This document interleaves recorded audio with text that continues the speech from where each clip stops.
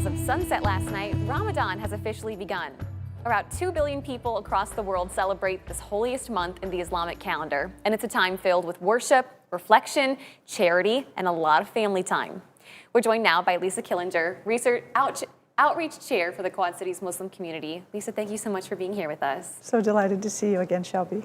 Let's start on the broader side here. What's kind of the historical significance of Ramadan and celebrating this month? Well, this is the month when the Quran finished being revealed to the Muslims, and it's also just a spiritual time. So Ramadan is simply the 9th month of the Islamic calendar, and that's when it always falls. So the actual timing of Ramadan can switch every single year. Christians might be familiar with that, how Easter switches every single year. But if you're not in the Islamic faith, you might have heard of how fasting is tied with Ramadan. So what is this? So our fasting is a little bit different than maybe Lent fasting. So we don't eat or drink anything from first light until sunset. So that makes it right now from about 5:40 in the morning till 5:40 in the evening. So we have a 12-hour fasting day. We don't eat or drink anything during that time.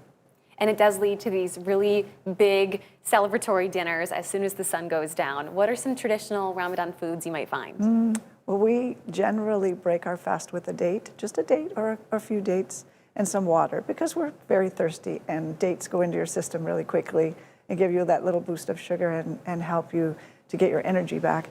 And then we'll have a prayer that is at sundown, and then after that we'll have a bigger meal because we're going to be hungry by that time.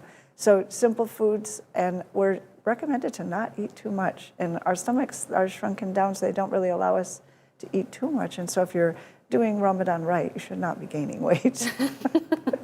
Yeah, so just simple rice and chicken, or rice and fish, or something like that. And what's the purpose of this fasting? Because when you're not eating, you're supposed to be doing something else? Yes, of course. Well, we're supposed to be doing a lot of reflection, worship of God, lots of extra prayers during this month.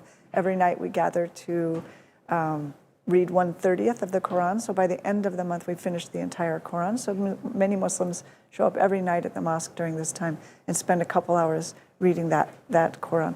Also, too, we give up things like smoking. We give up cursing, gossiping, lying.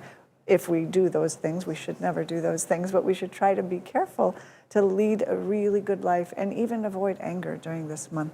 So it's really a change and a reset for everyone. If you've become addicted to coffee, you're going to get rid of that addiction this month. If you've started to smoke, you're going to get rid of that addiction this month, because all of those things you can't do during the whole day.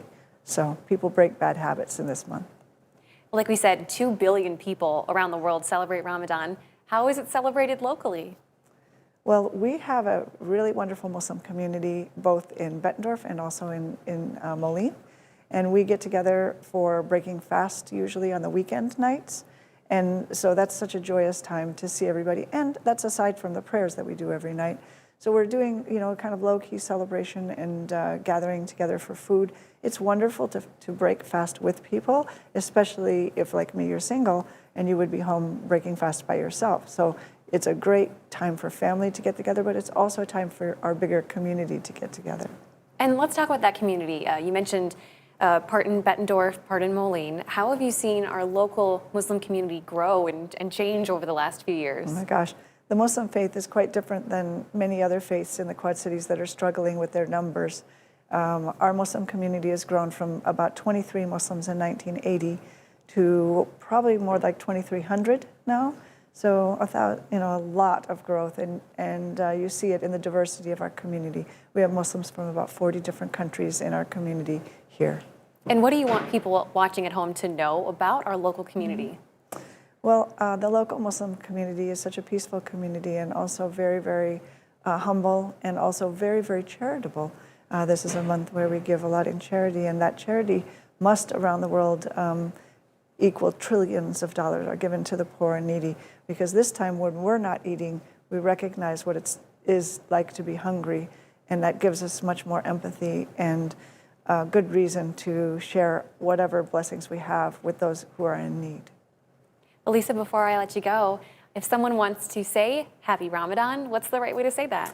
Well, we say Ramadan Mubarak. That means a blessed Ramadan. So this is a month of many blessings, and we hope that to find ourselves worthy of those blessings in this month. Lisa, Ramadan Mubarak. Thank you so much for being here with us. I'm happy to be here. And for you guys at home, if you want to share this story, our online version is up at WQ80.com underneath the As Seen on TV tab at the top of the homepage. James?